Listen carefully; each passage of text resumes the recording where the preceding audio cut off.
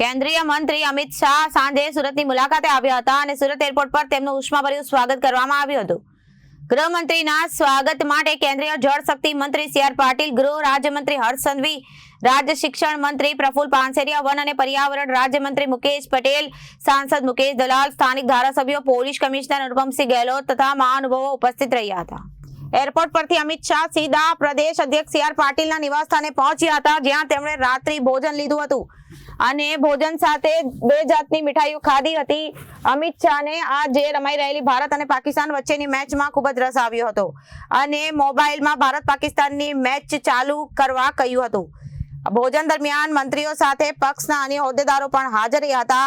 રાત્રિ ભોજન બાદ અમિત શાહ સુરત સર્કિટ હાઉસ ખાતે રાત્રિ રોકાણ કર્યું અને અમિત શાહ સવારે એન્થમ સર્કલ પાસેના ઇસ્કોન મંદિરમાં ભૂમિપૂજન સમારોહમાં હાજરી આપી અને તેનું ખાતમુહૂર્ત કર્યું અને રાજ્ય બેઠકો ઉપરાંત શાહના પ્રવાસનો એક મહત્વપૂર્ણ ભાગ આજે યોજાનાર ઇસ્કોન મંદિરનું ભૂમિપૂજન હતું અને આ કાર્યક્રમમાં સુરતના કોસમાળા એન્થમ સર્કલ ખાતે યોજાયો હતો, જ્યાં 101 કરોડના ખર્ચે એક ભવ્ય મંદિરનું નિર્માણ કરવામાં આવ્યું છે।